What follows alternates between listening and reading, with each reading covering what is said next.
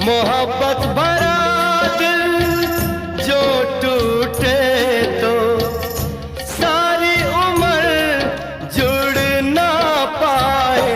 किसी का दिल न तोड़ना, किसी का दिल न तोड़ना, किसी का दिल न तोड़ना, किसी का दिल न तोड़ना।